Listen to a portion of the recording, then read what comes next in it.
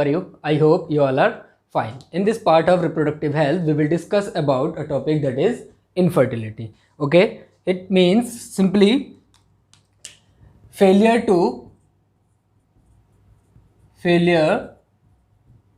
conceive continuous unprotected sex of 1 to 2 years is known as infertility. Mean simple है, अगर human beings क्या करे या कोई कपल कंटिन्यूसली क्या अनप्रोटेक्टेड सेक्स करे, इट मीन्स विदाउट एनी कॉन्ट्रासेप्शंस और विदाउट एनी बैरियर मेथड्स, किसी बैरियर मेथड्स के बिना अगर वो अनप्रोटेक्टेड सेक्स करता है और कंटिन्यूसली 1 to 2 ईयर्स तक अगर ये कंडीशंस हो रही है, उसके बाद भी वो क्या हो प्रेगनेंसी को कंसीव ना कर पाए या ऑफस्प्रिंग प्रोड्यूस ना कर पाए, तो उस कंडीशंस को हम बोलते हैं इनफर्टिलिटी. ठीक है, इनफर्टिलिटी वर्ड के अगर मीनिंग को हम देखें, इन मीन्स होता है नॉट, फर्टिलिस मीन्स होता है fruitful, not fruitful. It means ऐसे इंडिविजुअल्स या कपल्स जो क्या करें ऑफस्प्रिंग प्रोड्यूस ना कर पाए, तो उनको हम बोलते हैं इनफर्टिलिटी. ठीक है, ऐसा ही एक टर्म आता है दैट इज स्टेरिलिटी. स्टेरिलिटी और यू कैन से स्टेराइल कंडीशन. ठीक है, स्टेराइल कंडीशन, ये दोनों डिफरेंट है. ऐसा लग रहा है कि दोनों सिनोनिम्स होते हैं क्योंकि यहाँ पे भी ऑफस्प्रिंग प्रोड्यूस नहीं कर सकते, ये भी ऑफस्प्रिंग प्रोड्यूस नहीं कर सकते. बट यहाँ पे कंडीशन ये है, स्टेराइल क्या करते हैं, अपने पूरे लाइफ में कभी भी ऑफस्प्रिंग प्रोड्यूस नहीं कर सकते. बट जो इनफर्टाइल कपल्स होंगे वो ऑफस्प्रिंग प्रोड्यूस कर सकते हैं. ठीक है, तो इसके बिहाफ पे अगर हम इसके टाइप्स को देखें तो इनफर्टिलिटी क्या होती है, 2 टाइप्स की होगी, primary infertility and secondary infertility. Primary infertility में जो इंडिविजुअल्स होंगे वो इंडिविजुअल्स कभी भी ऑफस्प्रिंग को प्रोड्यूस नहीं कर पाएंगे. इट मीन्स जो प्राइमरी इनफर्टिलिटी है यहाँ पे ऑफस्प्रिंग का प्रोडक्शन कभी भी नहीं होगा. बट सेकेंडरी इनफर्टिलिटी में अगर हम देखें तो यहाँ पे जो ऑफस्प्रिंग का प्रोडक्शन है, ऑफस्प्रिंग प्रोडक्शन पहले तो होगा, मीन्स फर्स्ट स्टेज में इन्होंने पहले ऑफस्प्रिंग प्रोड्यूस किया, बट उसके बाद ऑफस्प्रिंग का प्रोडक्शन क्या हो जाएगा, लेस हो जाएगा, लेस, और यू कैन से ऑफस्प्रिंग प्रोड्यूस नहीं कर सकते. तो इट मीन्स प्राइमरी इनफर्टिलिटी में ऑफस्प्रिंग प्रोड्यूस हुआ ही नहीं है आज तक कभी भी, या कभी भी ऑफस्प्रिंग प्रोड्यूस नहीं कर सकते. बट सेकेंडरी इनफर्टिलिटी में क्या ऑफस्प्रिंग पहले प्रोड्यूस हुआ था या प्रोड्यूस कर सकते थे या प्रेगनेंसी को कंसीव किया था, बट उसके बाद प्रेगनेंसी कंसीव नहीं कर पा रहे, तो उसको हम बोलेंगे सेकेंडरी इनफर्टिलिटी. यहाँ पे कंडीशन है कि जनरली कंसिडर किया जाता है कि फीमेल ही क्या है इनफर्टाइल और मेल फर्टाइल है अगर प्रेगनेंसी कंसीव नहीं हो रही है. बट यहाँ पे चांसेस ये नहीं है, मेल और फीमेल दोनों ही क्या होते हैं इनफर्टाइल हो सकते हैं. मेल भी इनफर्टाइल हो सकता है और फीमेल भी इनफर्टाइल हो सकता है. ठीक है, तो अलग अलग कंडीशंस हैं जिसमें मेल इनफर्टाइल होते हैं. जैसे मेल में हमें पता है कि क्या होगा, 1 to 2 million sperm are produces in a single copulation or you can say in single insemination. ठीक है, तो ओलिगोस्पर्मिया जिसमें 1 to 2 million number of sperm होते हैं, तो ओलिगोस्पर्मिया एक कंडीशन है जिसमें क्या होगा, low sperm count, low sperm count. It means ऐसी कंडीशन जब स्पर्म का नंबर क्या हो जाएगा, ह्यूमन जो स्पर्मेटोजेनेसिस प्रोसेस है उसके थ्रू स्पर्म का प्रोडक्शन लेस हो जाएगा, तब भी वो क्या फॉर्म कर देगा, इनफर्टिलिटी को कॉज कर देगा. ठीक है, तो उस कंडीशन को हम बोलते हैं ओलिगोस्पर्मिया. ठीक है, सेकेंड कंडीशन है एजोस्पर्मिया. इसमें सिंपल है, not produce sperm, not produce sperm. अगर स्पर्म का प्रोडक्शन ही ना हो तो उस कंडीशन को हम बोलते हैं azoospermia.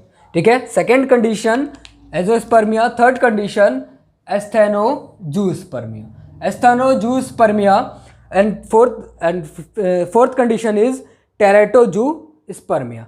In asthenozoospermia abnormalities in motility, abnormalities in mortality में सिंपली हमें पता है कि स्पर्म क्या होगा, उसके बाद टेल पार्ट होता है, हेड पार्ट होता है और नेक पार्ट होता है. With the help of tail part sperm क्या करता है, मोर्टेलिटी या आप सिंपली बोल सकते हो मूवमेंट या ट्रैवल करके वो फैलोपियन ट्यूब तक पहुंचता है. ठीक है, आफ्टर इंसेमिनेशन. जबकि इंसेमिनेशन कहाँ पे होगा, वेजाइनल पार्ट में, तो वहां से ट्रैवल करता है वो जाता है. बट अगर स्पर्म की मोर्टेलिटी क्या हो, लेस हो, कम मोर्टेलिटी हो, उसके बाद मूवमेंट करके वो जाने की टेंडेंसी कम हो, तो उस कंडीशन को हम बोलते हैं एस्थेनोजूस्पर्मिया. तो एस्थेनोजूस्पर्मिया कंडीशन भी होगी, तब भी वो मेल क्या होगा, इनफर्टाइल होगा, क्योंकि जो स्पर्म था वो ट्रैवल करके फर्टिलाइज या जो ओवम है ओवम तक जाके ओवम को फर्टिलाइजेशन या फर्टिलाइज नहीं कर पा रहे. ठीक है, नेक्स्ट जो लास्ट कंडीशन है दैट इज टेरेटोजूस्पर्मिया.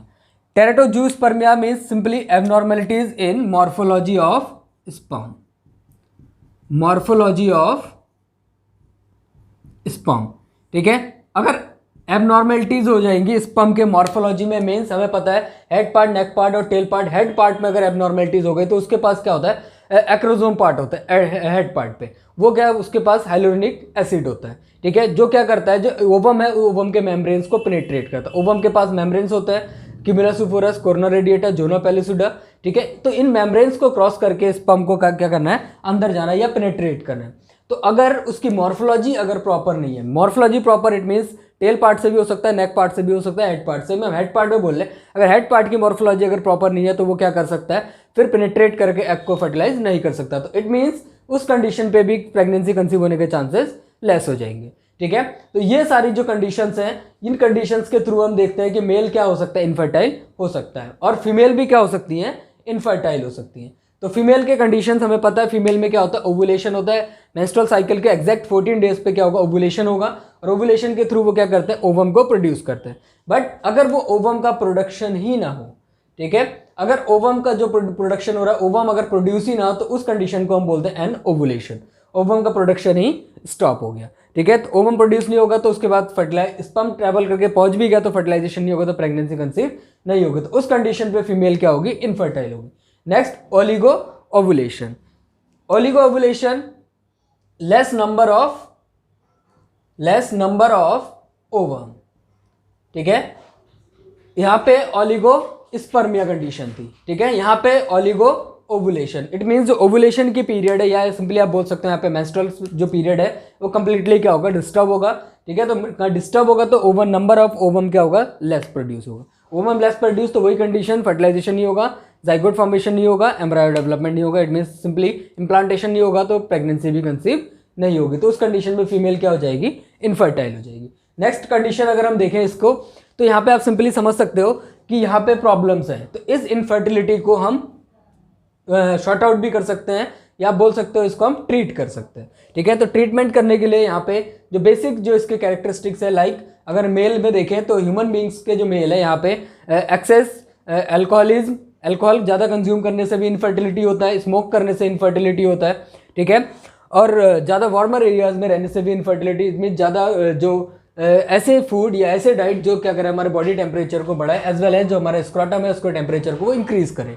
तो अगर ऐसी कंडीशन होती है तो क्या होगा, जो हमारा स्पर्मेटोजेनेसिस प्रोसेस है वो नहीं हो पाएगा, क्योंकि स्क्रोटम को टेम्परेचर क्या चाहिए, लेस चाहिए for spermatogenesis process, approx 1 to 2 to 3 degree centigrade less body से चाहिए टेम्परेचर उसको कम। तो अगर टाइट अगर ज़्यादा है तो टेम्परेचर ज़्यादा होगा बॉडी का, तो भी क्या कॉज कर देगा, इनफर्टिलिटी कॉज कर देगा।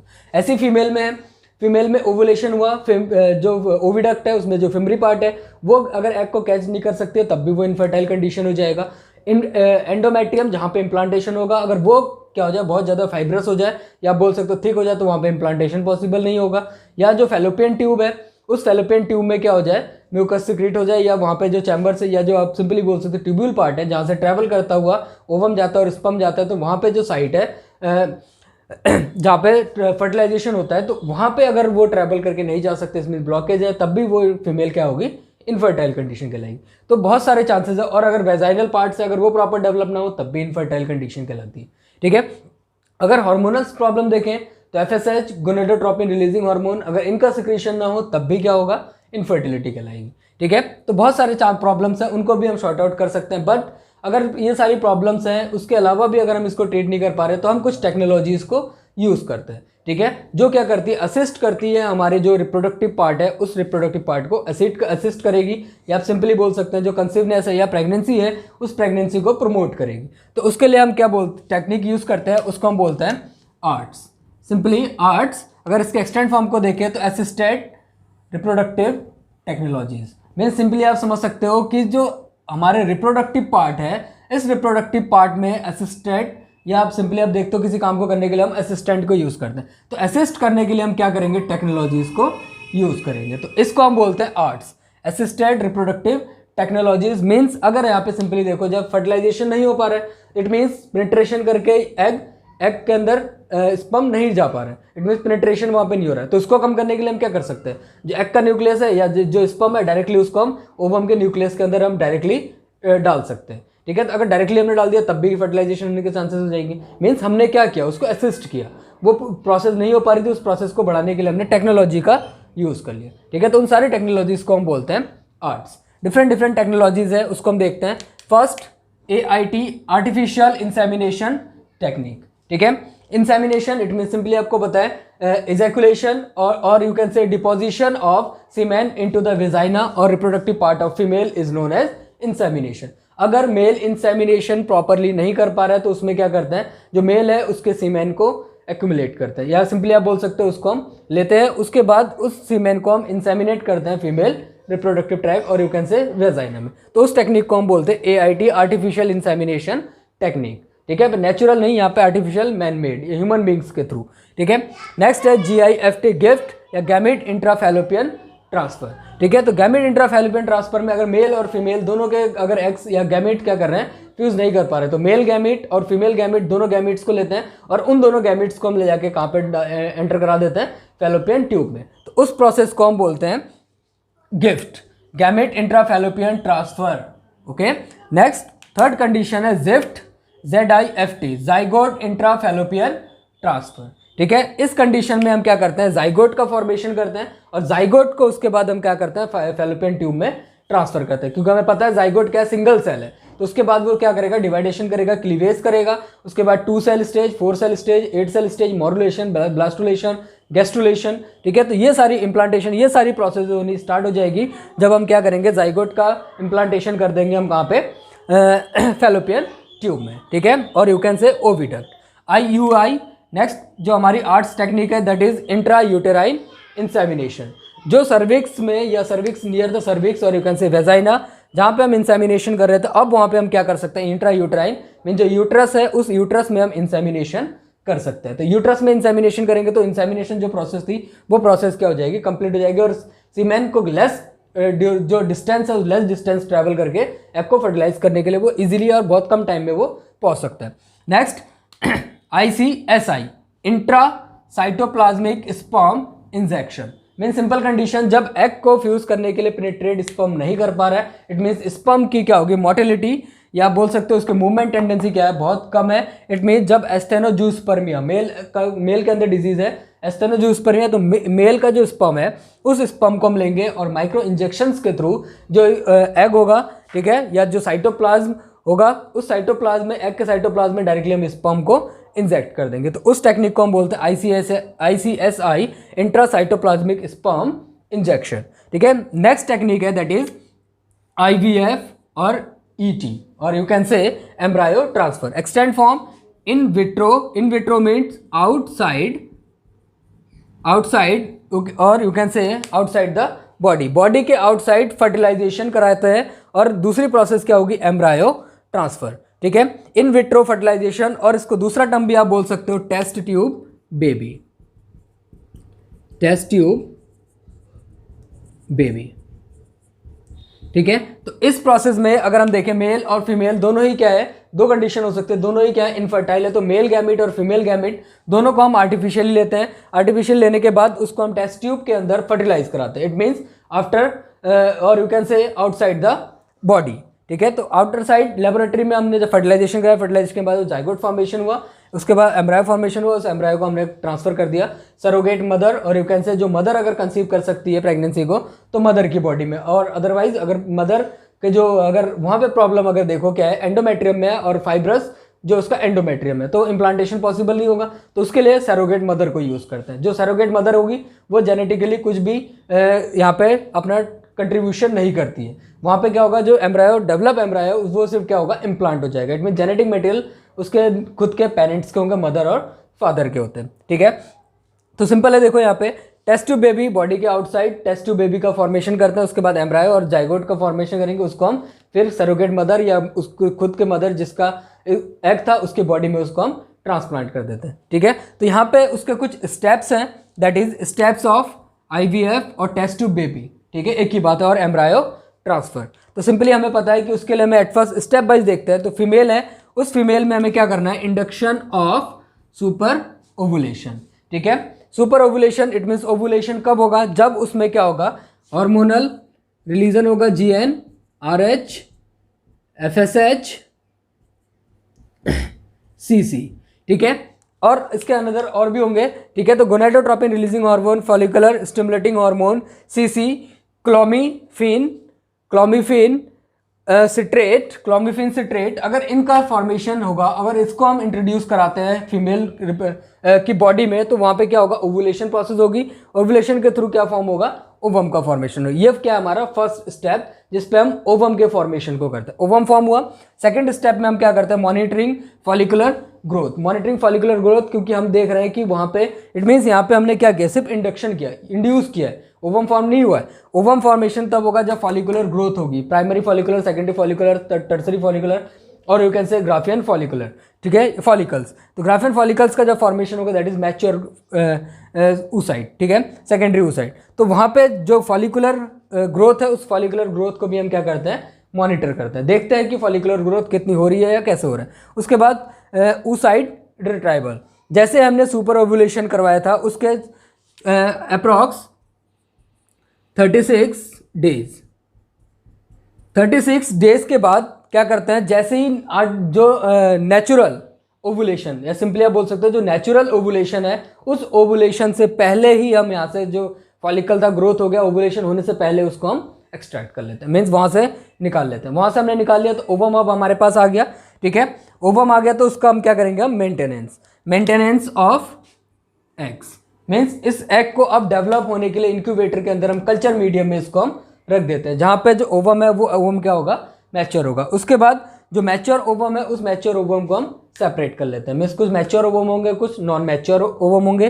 तो वहाँ पे मेंटेनेंस में इसको मेंटेन भी करते हैं कल्चर मीडियम में, और उसके बाद जो ओवम मैच्योर है उसको रखता है, जो इमैच्योर है उसको हम हटा देते हैं, सेपरेट कर देते हैं। ठीक है, नेक्स्ट कंडीशन हमारे पास क्या है, फर्टिलाइजेशन। तो फर्टिलाइजेशन के लिए हमें पता है मेल गैमेट और फीमेल गैमेट। अभी तक हमने क्या किया, मेल गैमेट को निकाला, फीमेल गैमेट को निकाला। मेल गैमेट इट मीन्स सीमेन। ठीक है, तो सीमेन को हम लेते हैं, सीमेन में यहाँ पे approx 50,000 to 1 lakh, 50,000 to 1 lakh sperm को हम लेते हैं। और वो स्पर्म कैसे होने चाहिए, प्रॉपर, मीन्स उनमें ये कंडीशन नहीं होनी चाहिए कि उसकी मोटिलिटी है वो लेस है, या उसकी मॉर्फोलॉजी क्या है, एबनॉर्मल है। ठीक है, तो ऐसे लेते हैं, मीन्स वो क्या होगा, प्रॉपर होगा, जिसमें एबनॉर्मलिटीज नहीं होंगी। 50,000 to 1 लाख स्पर्म को हम लेते हैं। ठीक है, स्पर्म लिया और यहाँ पे एग हमारे पास था, तो टेस्ट ट्यूब में इसके साथ हम इसको मिक्स कर देते हैं। तो वहाँ पे हम क्या एक प्रोसेस होगी, that is artificial, it means artificial fertilization, or you can say in vitro fertilization, or you can say fertilization simply, it means fusion of male and female gamete is called fertilization. तो fertilization हुआ, fertilization होने के बाद हमें पता है कि एक प्रोसेस दैट इज क्या फॉर्म होती है, जाइगोट फॉर्म होता है। ठीक है, इट मीन्स सिंपली जाइगोट का फॉर्मेशन हो जाएगा। ठीक है, जाइगोट फॉर्मेशन हुआ, then separation of fertilize egg. अब जाइगोट फॉर्म हुआ, कुछ जाइगोट फॉर्म होंगे, कुछ जाइगोट फॉर्म नहीं होंगे, क्योंकि यहाँ पे हमने क्या किया, पेनिट्रेशन कर ले, स्पर्म को हमने छोड़ा, क्योंकि हमने यहाँ टेक्निक कौन सी यूज़ नहीं किया है, ICSI यूज़ नहीं किया है। ICSI अगर यूज़ किया होता तो हमें पता होता कि कौन से एग को हमने फर्टिलाइज किया है, बट हमने यहाँ पे क्या किया, मिक्सचर मेल और फीमेल गैमेट को हमने छोड़ दिया टेस्ट ट्यूब में, और कौन फर्टिलाइज कर रहा है, कौन फर्टिलाइज नहीं कर रहा है। तो जो फर्टिलाइज करेगा वो फर्टिलाइज एग कहलाएगा, जो एग फर्टिलाइज नहीं होगा वो नॉन फर्टिलाइज्ड एग कहलाएगा। तो फर्टिलाइज्ड एग और नॉन फर्टिलाइज्ड एग को हम क्या कर देते हैं यहाँ पे, सेपरेट। तो फर्टिलाइज्ड एग को उसके बाद हम इंक्यूबेटर में रखते हैं, इट मीन्स जो एग है वो क्या होगा, जाइगोट में कन्वर्ट हो जाएगा, जाइगोट फॉर्मेशन हो जाएगा, और जाइगोट के बाद फॉर्मेशन किसका होगा, एम्ब्रायो होगा।